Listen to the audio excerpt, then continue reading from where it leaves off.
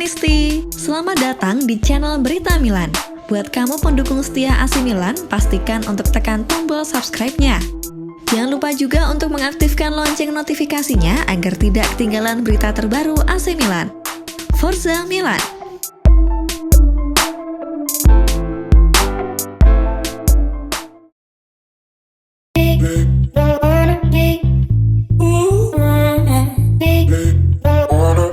Tak dapat diragukan lagi, jika di awal dekade 2000-an, lini tengah AC Milan adalah salah satu yang terbaik di seantero daratan Eropa.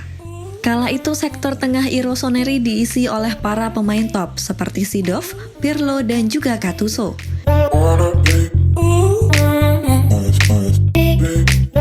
Tepat di belakang dua striker ada nama Rui Costa yang di belakangnya disokong oleh ketiga pemain di atas. Pria Portugal itu berperan sebagai pengatur alur serangan Milan. Visi bermain dan ketangkasannya dalam memainkan si kulit bulat seolah selalu memanjakan rekan-rekan satu timnya di atas lapangan. Tak heran jika Presiden Milan kala itu Silvio Berlusconi rela menebusnya dari Fiorentina dengan nilai transfer mencapai 37,80 juta pound sterling. Sebelum bersinar di AC Milan, Rui Costa pernah menjadi pujaan tim asal kota Firenze, Fiorentina. Di kota yang sempat menjadi pusat peradaban era Renaissance ini, Rui Costa berduet dengan legenda sepak bola Argentina, Gabriel Batistuta. Kala itu duet Rui Costa dan Batistuta sangat ditakuti oleh tim manapun di Serie A. Jika Batistuta adalah senjata utamanya, maka Rui Costa adalah penyedia amunisinya. Ketika itu Batigol begitu beringas di depan gawang lawan lewat umpan-umpan matang yang diberikan oleh Rui Costa. Duet keduanya berhasil memberikan Fiorentina gelar 2 Coppa Italia dan 1 gelar Supercoppa Italiana untuk skuad ungu. Namun sayang karena masalah ekonomi yang mendera La Viola, Batistuta terpaksa harus dilego ke AS Roma dan Rui Costa dijual ke AC Milan dengan nilai fantastis kala itu yang mencapai 42 juta euro. Itu adalah rekor pembelian termahal Milan sebelum dipecahkan oleh rekor transfer Bonucci dari Juventus beberapa musim lalu.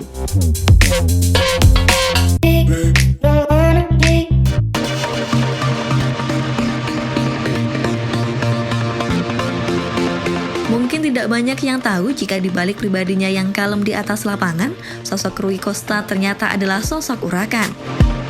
Bermata sayu, rambut gondrong berjambang, kaos kaki yang dibiarkan menggantung di tulang keringnya, ditambah kebiasaannya untuk menatap setiap sudut lapangan dengan tatapan tajam, rasanya sudah cukup menggambarkan jika dirinya adalah sosok pemain yang susah untuk diatur.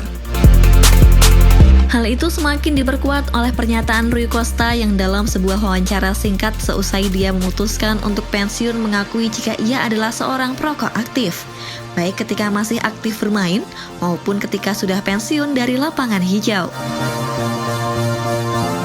Saya katakan kepada Anda bahwa saya selalu merokok. Itulah kutipan dari Rui Costa di buku yang berjudul La Storia, kumpulan cerita Milan era Berlusconi. Lebih lanjut, pemain yang tumbuh dan besar di klub Benfica ini baru mengakui kebiasaan buruknya setelah pensiun karena merokok adalah hal yang dilarang di olahraga. Selain itu, citranya sebagai pemain besar akan tercoreng karena aktivitas buruknya itu tidak baik untuk dicontoh oleh generasi muda.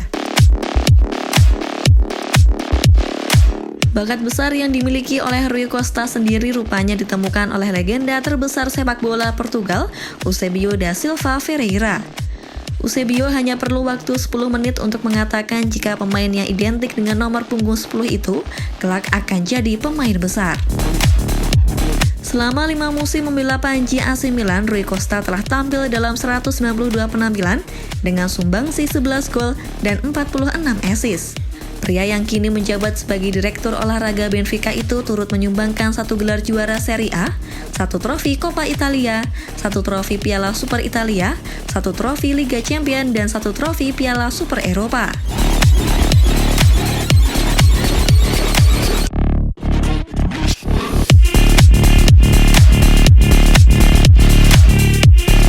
Karir pemain yang bernama lengkap Rui Manuel Cesar Costa bersama AC Milan mulai meredup setelah menginjak usia 31 tahun. Usia yang tak lagi muda membuatnya sering menepi dari lapangan hijau karena menderita cedera kambuhan. Terlebih kala itu Milan kedatangan sosok bocah ajaib dari Brasil, Ricardo Kakak.